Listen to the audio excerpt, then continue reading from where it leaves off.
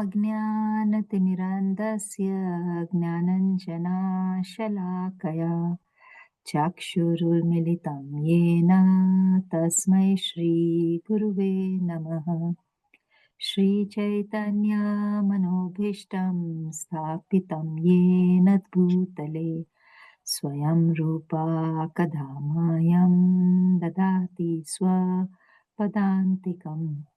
वन्देऽहं श्रीगुरुं श्रीयुतापदकमलं श्रीगुरुं वैष्णवांश्च श्रीरूपं साग्रजातं सहगना रघुनाथान्वितं तं सजीवं साद्वैतं सावधूतं परिजनसहितं कृष्णचैतन्यदेवं श्रीराधा कृष्णपादान् सहगना ललिता श्रीविशाखान्वितांश्च। हे कृष्णा करुणा सिन्धु दीनबन्धु जगत्पते गोपेश गोपिका कान्ता राधा कान्ता नमोऽस्तुते। तप्तकाञ्चन गौराङ्गी राधे वृन्दावनेश्वरी वृषभानुसुते देवी प्रणमामि हरिप्रिये। वाञ्छकल्पतरुभ्यश्च कृपा सिन्धुभ्येव च पतितानां पावनेभ्यो वैष्णवेभ्यो नमो नमः। श्रीकृष्ण चैतन्य प्रभु नित्यानंद श्री अद्वैत गदाधर श्रीवासादि गौर प्रभक्त वृंदा। हरे कृष्णा कृष्ण कृष्ण हरे हरे, हरे Ram Ram Ram Hare Hare. Hare Krishna, everybody. Thank you for joining in. We are reading the Srimad Bhagavatam. We are on Canto 3, Chapter 8. Chapter 8 is the manifestation of Brahma from Garbhodaksha Vishnu. And the text for today is text 4. So as we wait for Mataji, we can start reading the text. Mataji has just joined. So, Hare Krishna Mataji, Danvat Pranam. Please accept our humble obeisances. All glories to Srila Prabhupada. Hare Krishna, please accept my humble obeisances. All glories to Srila Prabhupada. How are you, Mataji? I'm good. Sorry for being late today. Okay. I'm sure you were occupied in some service. Okay, so Mataji, we have just finished the Mangalacharan and we've got the text up there. We are reading the Srimad Bhagavatam. We are on Canto 3, Chapter 8, and the text for today is text 4. So over to you, Mataji. Hare Krishna. Hare Krishna. Thank you, dear devotees. So we will proceed as we always have. I read the text and someone can repeat the text. And because today text 4 does not have a purport, if I am allowed, we can go to text 5. Is that okay, Kirtika Mataji? Yes, sure, Mataji. Okay, so we'll do the text. Swameva Dishyam Bahumanayantam Yadvasudeva Viditam Mamanam Yadvasudeva Vidamamananti Pratyak Drishtanksham Bhujakoshameshat Unmerayantam Vibhudodayaya. One of the devotees can recite the shloka. Vayam Carry on. Dennis Prabhu, carry on. Svam eva disnyam bahu manyantam Yad Vasudeva Bidadam Amananti Prataya Driasta Kambuja Koshamisad Umlayantam Vibudho Dayaya. Okay, I read the translation. At that time, Lord Sankarshan was meditating upon his Supreme Lord, whom the learned esteemed as Lord Vasudeva, but that for the sake of the advancement of the great learned sages, he slightly opened his lotus-like eyes and began to speak. So I'll go to text 5.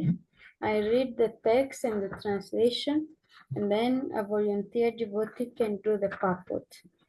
Swardhunyudridrair swajata kalapair upasprishantas charano padhanam padmam yadarchantya hirajakanyaha sapremanana bharibirvirartaha.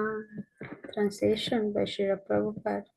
The sages came from the highest planets down to the lower region through the water of the Ganges, and therefore the hair on their heads was wet. They touched the lotus feet of the Lord, which are worshipped with various paraphernalia by the daughters of the serpent king when they desire good husbands.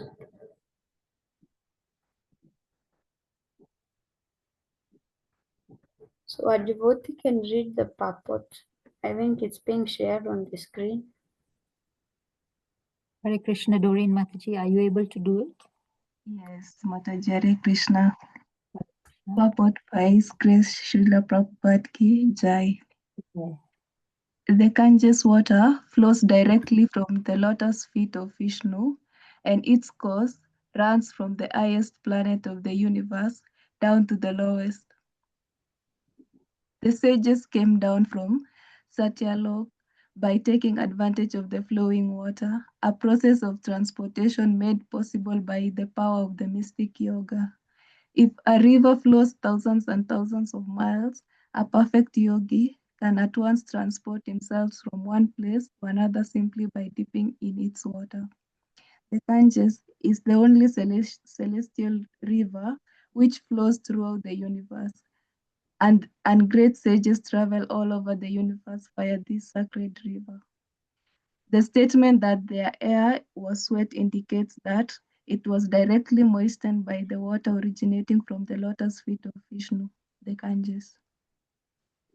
However, whoever touches the water of the Ganges to his aid surely touches the lotus feet of the Lord directly and can become free from all effects of sinful acts.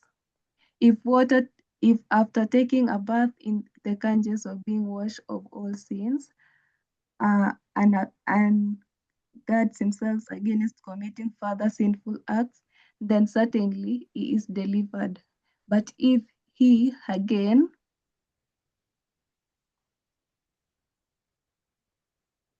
Prabhuji, please scroll. But if he again takes up sinful activities, his birth in the Ganges is as good as that of the elephant, who nicely takes his bath in a river, but later spoils the whole thing by covering himself with the dust on the land. Hare Krishna. Hare Krishna. Thank you very much. So before we begin our discussion, I'm going to say a few verses in glorification to the Srimad Bhagavatam, and then we'll begin our discourse. Gurave Gurachandraya Radhikaya Tadaraye Krishnaya Krishna Bhaktaya Tadbhaktaya Namah Mareka Bandhu Matsangin Madguru Manmahadana Manishtara Kamar Bhagya Marananda Namostute Asadu Sadutaraye Natine Chochatakara Hanamun Chakara Chinmam Premnari Kantayo Suram. First of all, I would like to offer my respectful obeisances unto the lotus feet of my supremely merciful spiritual master, and to his spiritual master, and to Srila Prabhupada, and all the Gaudiya Vaishnava Acharyas in our Sampradaya, and pray that I can be a useful instrument in their service. I would also like to offer my respectful obeisances to all of you, Vaishnavas and Vaishnavis, who have joined today's Srimad Bhagavatam discourse from Eldoret. Vanchakalpatarubhyascha kripasindubhya cha patitanam pavanebhyo Vaishnavibhyo namo namaha. So, we have been hearing, we are now in the 8th chapter of the 3rd canto, Manifestation of Brahma from Vishnu. And we are hearing Maitreya Muni speak to his disciple Vidura. And now he's been giving a history, because in the previous text he said that he's going to speak on the Bhagavat Purana, which is the Srimad Bhagavatam. That is what he said in text, must have been text 3. Yeah, he's going to speak on the Bhagavat Purana, which is for the benefit of all living entities, especially in this material world, because the living entities in this material world, many of them are Kshura Sukhaya Dukam. They are entangled by extreme distress so that they can get little pleasure, little happiness. That is the situation of many living entities in this material world.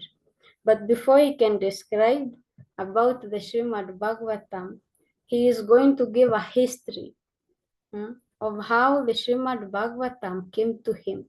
Because if he is speaking it, he must have heard it from somewhere. So he is going to describe a parampara, or rather a sampradaya, of how the Srimad Bhagavatam came to him, that he can now relate it to his disciple Vidura. And he's explaining now in the next text this history. History is very important. It said if you do not know where you are coming from, then you do not know where you are going.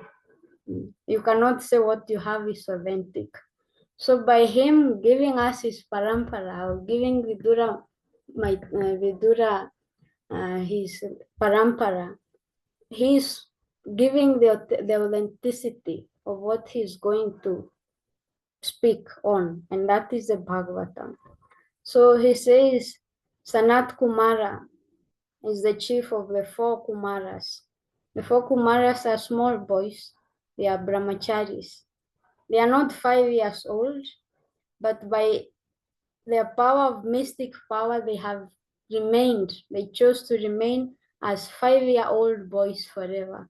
You know, when you are a child, life is very nice. You just ask for whatever it is, and your parents will provide. There's not so much material problems. Hormones have not set in to disturb you. The life of a child, even if it has its own distresses, and it has so much ignorance because you don't know really what the world is, it's quite blissful. It cannot be compared to the life of an adult, because immediately you are an adult, especially after the age of 5, then so many things, you become aware of so many things, and you began taking responsibility, and the world expects you to run and behave in a certain way and act in a certain manner. But these 4 sages were very wise. They decided here is where we stop. But it does not mean they stopped growing intellectually, or they stopped growing emotionally or spiritually. No. By dint of mystic power, they remain 5 years old, but they are still highly elevated. And they travel all over the universe. So one time, they went and met Sankarshan. Sankarshan is Balaram, and Balaram is Krishna's second body. So he is Krishna himself, is the first plenary portion of Krishna. From him, from Balaram or Sankarshan, Sankarshan is another name of Lord Balaram. From him, all the incarnations of Krishna come. Nashingadev, Vishnu, and all the creation comes because from Sankarshan he expands into Mahasankarshan, and then from Mahasankarshan into Mahavishnu, from whom all the universes come from. And then from the universes, we know we have Garbhodakshayi Vishnu and then Shirodakshayi Vishnu. And so when the Kumaras, headed by Sanat Kumara, met Sankarshan or Balaram, then for the sake of their advancement, they wanted to learn the Srimad Bhagavatam. And even if he was meditating on the Supreme Lord, for a minute, he stopped his meditation so that he can speak the Bhagavatam to them. And we are going to hear how afterwards Maitreya Muni will describe that then from Sankarshan, Sankyayana Muni inquired from Sanat Kumara, and then Sankyayana Muni, he taught this Bhagavatam to Parasar Muni and to Brihaspati.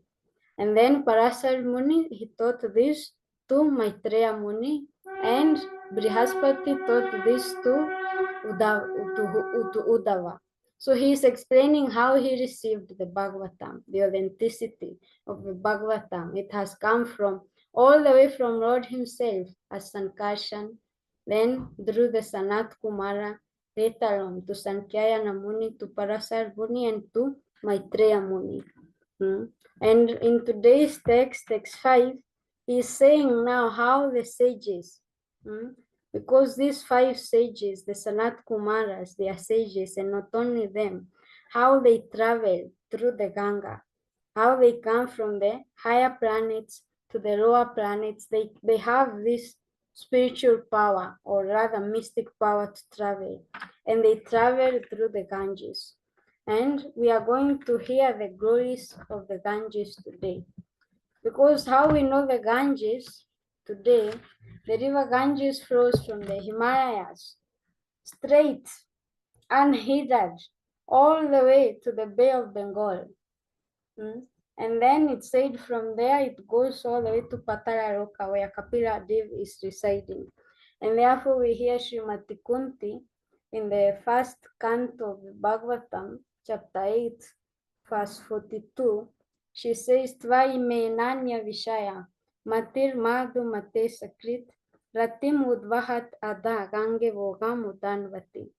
She prays to Krishna that as the Ganges forever flows to the sea, without any hindrance, let my attraction towards you, Lord Krishna, be drawn to you with the same fixedness, without hindrance, without being diverted to anyone else.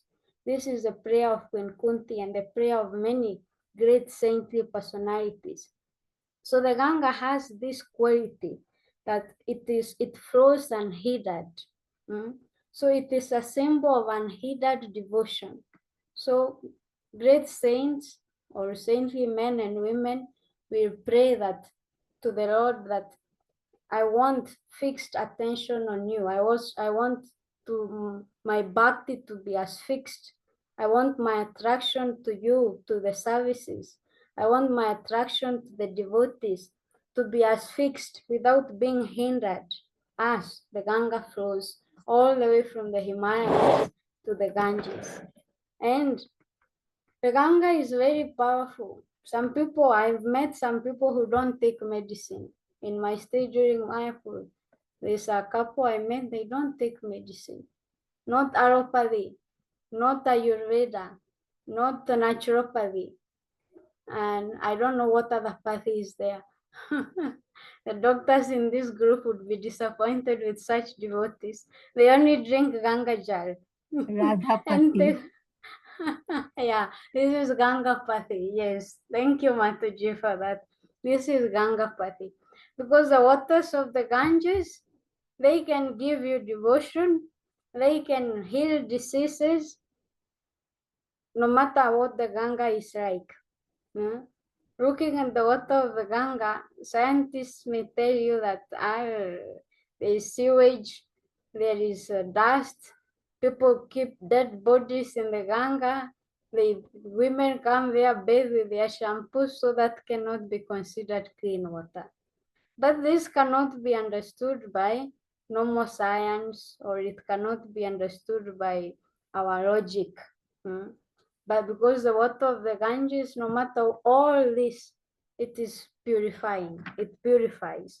And that's why Prabhupada is saying that whoever touches the water of the Ganges to his head, he surely touches the lotus feet of the Lord directly and can become free from all the effects of sinful acts. If after taking a bath in the Ganges or being washed with all sins, because taking a bath in the Ganges, it destroys all one's sins. If you will guard yourself against committing sinful acts, then certainly you will be delivered. Ganga Devi, the personality of the Ganga, she has this capability of delivering sins or removing sins. And therefore, I am going to explain how the Ganga is able to do this. It's just water. It's just like any river. And it may probably be the dirtiest river in the world right now, but it is the most purifying. So how so? Because it's not ordinary water. The Ganga it comes from the lotus feet of the Supreme Personality of Godhead. All the way right from Vaikuntha. Then it flows through the heavenly planets. In the heavenly planets, it's called as Mandakini. And then it comes here in the material world. It is called the Ganga. And then all the way to from the Bay of Bengal, it said then from there it enters the earth and it goes to the lower planets, the Patala Loka, where Kapila Dev, an incarnation of Krishna, where he is residing and meditating. So why does it go to the lower planets? And how does it come to Earth through the Himalayas? That is explained in the 9th canto. We are going to get there. In chapter, I think it's chapter 9 of the 9th canto, it's explained. It's a long story, but I'm going to try and shorten it. So there was a king, his name was Sagar, and he was performing many austerities and many sacrifices. And when people begin to perform sacrifices, if you have read the Bhagavatam several times and other stories, you know that Indra becomes a bit insecure. He's like, oh, why is he performing so many sacrifices? He must want my seat. He must want to become Indra. So he wants to replace me. No way, I'm not going to let this happen. And especially if it is sacrifice being performed, and you know, those times they used to perform Ashwamedha yagyas and horse sacrifices and cow. So this was a horse sacrifice. The horse that is meant for sacrifice, Indra comes and steals it. So King Sagar was performing these sacrifices, and as typical of Indra got envious, and he stole the horse that was meant for sacrifice. And he took the horse to Patala Loka, where Kapila Dev is residing and meditating. And then the sons of then Sagar Maharaj could not complete his sacrifice, and he sent his sons to look for the horse, and they were looking. And he had a set of one son from one wife and some 60 sons from another wife. So these 60 sons went all around looking for the horse sacrifice. And they even went down to the lower planets and went to Patala Loka, where Kapil Dev was residing. And there they saw the horse. And they acted so rashly because they did not know who is Kapil Dev, because he's there seated like a rishi in meditation, and they thought this must be the thief of the horse. So they disturbed his meditation. And when he opened his eyes, because he had so much Shakti, so much power, from the brightness of his eyes, they were burnt into ashes. And so the sons of Sagar Maharaj did not go back. And so he was even more morose that he has even lost his sons.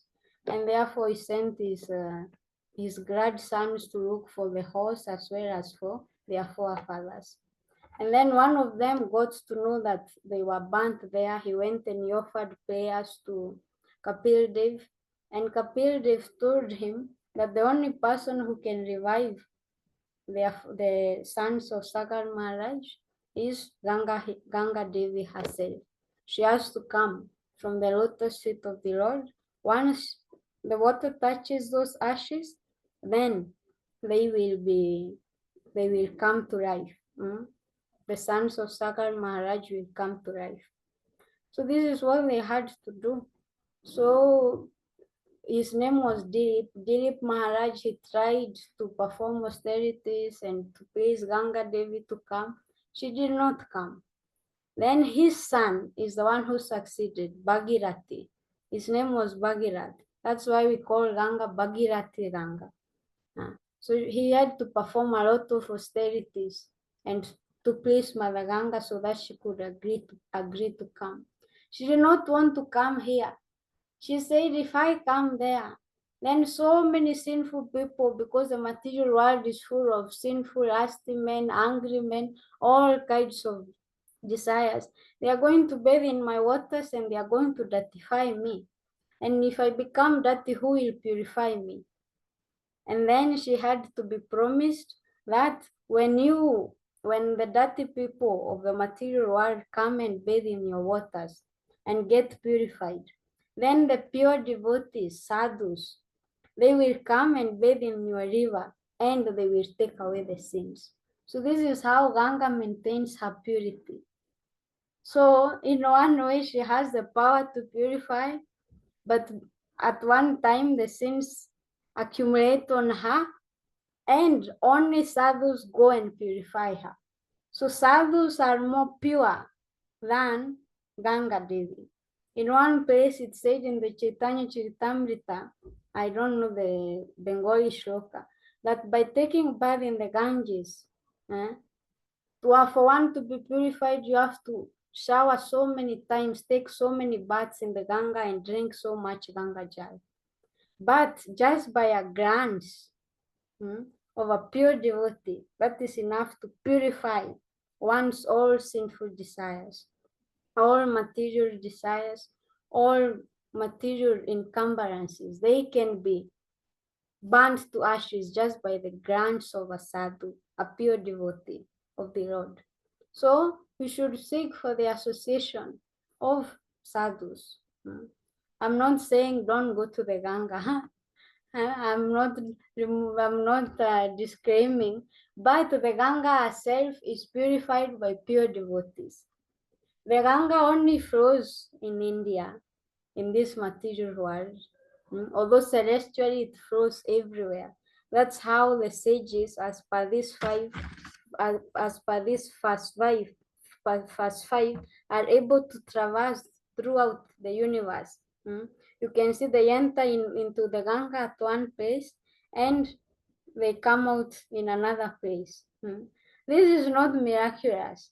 These are stories my grandmother used to tell me when I was a baby. I'm not lying.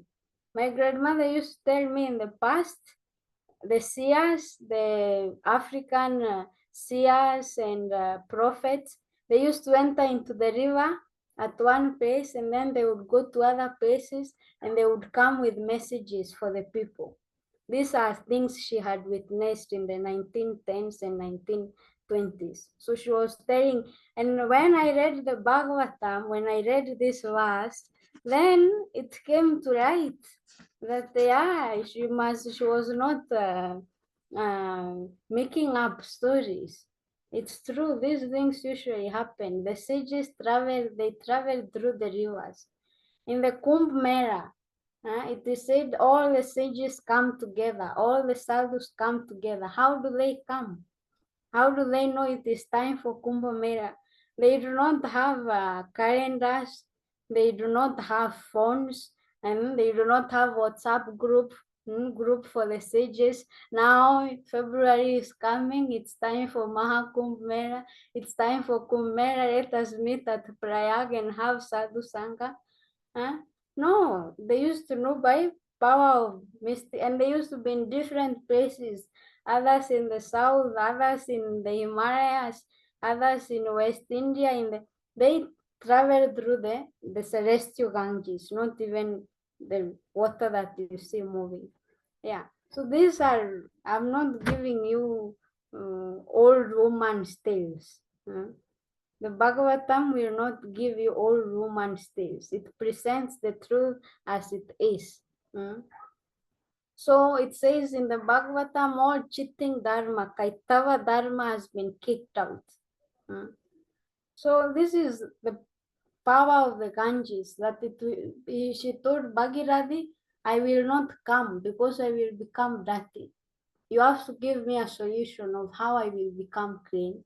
And then he had to promise, being a pure devotee of the Lord, that the sages will come, and when they bathe in your waters, they will purify you. Therefore, pure devotees of the Lord are said, Tirti kurvanti tirtani. They purify those, the places, the tirtas, the places of pilgrimage. Therefore, we should seek for the association. Bathing the Ganga is purifying, but doing it again and again, it becomes like Prabhupada is saying here, a bath of an elephant. An elephant takes bath very nicely, cleans himself, immediately is out of the water, puts dust on it. Chicken do the same, by the way. Try and clean a chicken, do nice pedicure, clean their feet. You just see immediately they get out of the water, they are all over, stepping on all the mud and the dung. They do the same. So this is animalistic behavior, the behavior of human beings. The Ganga is very purifying, and that's why before we put on tirak, we do achman. And in achman, we do it with Ganga water.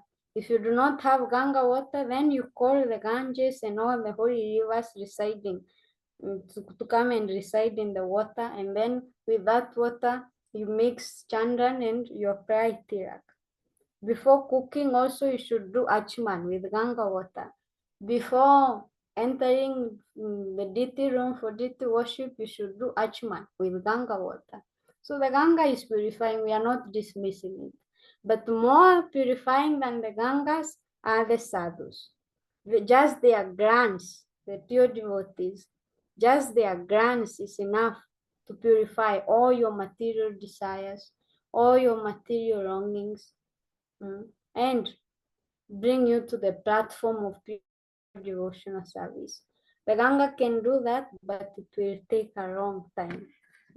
So this is the purifying nature of the Ganga, and we can pray to Mother Ganga that she can help us by purifying us, because we commit sins every day, every now and then. We kill so many living entities. We cannot say we are pure. So until we are on that point, we have to take help of so many devotees. Ganga Devi is one of them. So we are not displacing her. So we should take shelter of her purifying nature, because she has come from the lotus feet of the Lord. The Ganga water comes from the lotus feet. That's why it has its power also. And then she is also cleansed by sadhus. So she has the power of the sadhus. She has the power of coming from the lotus feet of the Lord. And Prabhupada here is saying, touching the Ganga is as good as touching the lotus feet of the Lord. So when you see that Achman cup, just know that it is holding the Lord's lotus feet. So we should pray that we can have some reverence and appreciation for the Ganga coming here, because Bhagirathi Muni then came, and the Ganga Devi told him, ride the horse and I will follow you. And so he was riding the horse, but then when they came to entering the material world, her force was too heavy from the Himalayas. So then they had to ask Lord Shiva to help them. And Lord Shiva, he held the Ganga on his rocks. He has Rasta, he's a Rastafarian. he held the Ganga on his rocks, and by the power of his rocks, then the water of the Ganges could not come and destroy, because with the force that it was coming, very easily it could have destroyed the material planet, I mean Earth planet. So by the help of Lord Shiva on his rocks, she became mellowed out, and then she could flow straight without hindrance from the Himalayas all the way to the Bay of Bengal, then from there to the low planets, all the way to Patala. And when the water of the Ganges touched on the dust of the sons of Sagar Maharaj, all 60 of them came to life. Ganga Mata ki jai. So they came back to life, and they brought the horse, and Sagar Maharaj could continue his sacrifice. This is all the mercy of Indra. We get to hear so many wonderful pastimes from Indra. He's my favorite among the demigods. He's a funny personality. With him bringing the Govardhan Lila could not have been possible without him. And now even the Ganga coming to earth could not have been possible if he did not steal the horse of Sagar Maharaj. So all glories to Indra Dev as well. These are pastimes. They are not devoid of entertainment. Although they are meant for purification, they also entertain us. I told you about this Krishna consciousness as everything. You want entertainment, you'll find it here also. You don't have to spend all day on TikTok or on entertainment material channels. You'll find it here. And it will purify you. It will have a purifying effect. The entertainment of the material world, you laugh and laugh and laugh, and then after the show is over, your laughter becomes empty. But the laughter that comes, the entertainment that comes with the pastimes of the Lord's and the Lord's devotees and his associates, you will laugh, you will be purified, and you will be satisfied. And even if you hanker for more, that hankering will not be a drying hankering. It will be a very purifying hankering. It will not be dry, it will be full of marrow. That you want more and more so that you can get more purified. It will not be you want more and more and you are empty. You will want more and more, but you are not empty. You are full. This is the transcendental nature of the pastimes of the Lord and the pastimes of the devotees. So I'm going to end my discourse here, or rather monologue, and ask for questions or comments from the devotees or clarifications. Grant Raj Srimad Bhagavatam ki jai.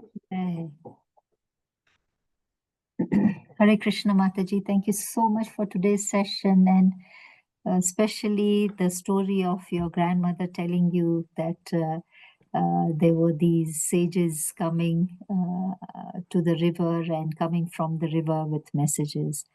How wonderful this is. Thank you very much for sharing that. Which area was your grandmother staying? Central Kenya. Central. And then, so it was which river that she said that? I am not exactly sure which river it was. I don't know if it was the Sagana or it was our small streams, because the rivers in Kenya are so small, they can't even be called rivers. I think they are streams. Yeah. The rivers flowing from. In the central area we have, in Kenya, central Kenya, we have streams flowing from Mount Kenya. You know, they are tributaries of the big rivers. So around our area, we don't have any big rivers, they are streams. So if it was the same case as it was those many years back, then actually the sages were traveling through streams, not even rivers. Yeah, and but they were descending from the mountains, so Yes. yeah. Yeah. Thank you for sharing that. Any other questions or comments from the group? Thank you very much for your class, Mataji. It was very nice class, and I was quite impressed with your story of Ganga and the rivers, and yeah, all the stories and the sages who actually make the rivers, purify the river. So very, very nice. So yeah, keep it up, Mataji, and very nice. Hare Krishna. Thank you so much, Prabhu. Please bless me. Hare Krishna. Hare Krishna. Krishna, thank you very much, Anandavardhanam Prabhu, for those kind comments and encouragement. Any other questions or comments from the group? Hare Krishna Mataji. Just wanted to say it was a wonderful class. Very nice, Mataji. Thank you. I have Thank you, heard that Gayatri Ganga will only purify us, but having the association, only through association we can get the Lord. So, which was very clearly explained by you very in detail. Thank you, Mataji. Hare Krishna. Hare Krishna. And I Thank also you. liked that Indra is your favorite demigod. Usually, no one Yes. likes Indra because he's very angry and vain, and he wants to trouble everybody who wants to take his position. But now we see Indra with a new light. That because of him, we have the Govardhan Leela, and because of him, Gangaji could reach Patal. So there is always an indirect way of getting the good out of anybody. So thank you Yes. very much for that. Thank you, Mataji. Mataji, I've got a question. Please go ahead, Prabhu. How can you recognize a sadhu? How can you recognize a sadhu? Through hearing. Srutekshita patu, not by seeing. Not that he's tall, he's from this country, he looks like this. You recognize a sadhu through hearing. Why a sadhu? Just like Maitreya Muni is describing here, he's going to describe what he has heard from his guru, from the guru, from the guru. He has not changed anything. And that's how he's giving the parampara. Similarly, a sadhu will give knowledge as it has been given to him. So that's how you recognize a sadhu. You hear and hear and hear. And after hearing, don't just hear, see how they behave. Because talking is very easy. People do TED Talks nowadays. Talking is very easy. Practicing what you preach, that's the real deal. So see their behavior also. Hear and then see their behavior, see their practice. The one who does not practice, one should not preach what they do not practice. See if these two are matching. Then that person is a sadhu. Or he's on the way to being a sadhu. Thank you, Mataji. Hare That's Krishna. how you recognize a sadhu. Thank you. Any other questions or comments or clarifications? If there are no questions or comments, then we can end the session. Thank you so much, Mataji, for coming to the class. I know you ran from a service, but we really appreciate, and your classes are usually very nectarian. So we don't want to miss your class on Mondays. So can I request Doreen Mataji, are you able to end the session for today? Hare Krishna. Hare Krishna Mataji. Please accept my humble obeisances. All glories to Srila Prabhupada. Thank you so much for this wonderful class you've taken us through. The glories of Ganges, the story of Sagar Maharaj, and how the Ganges can purify us, and higher purification coming from just a glance of a pure sadhu. Thank you so much. Thank you also, Anand Vardana Das, for your wonderful question. I also thank all the devotees who have attended the session today.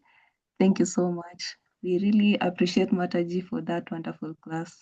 And for the glorification of Her Grace Rasa Sundari Mataji, let us all chant one round of Maha Mantra, the Hare Krishna Maha Mantra. Hare Krishna, Hare Krishna, Krishna, Hare Krishna, Krishna, Krishna, Hare Hare, Hare Ram, Hare Rama, Rama, Ram, Rama Ram, Rama Rama Hare Hare Hare Hare. Vanja Kalpataru. Kalpatarubhyascha Sindhubhya eva cha Patitanam Pavanebhyo Vaishnavebhyo Namo Namaha.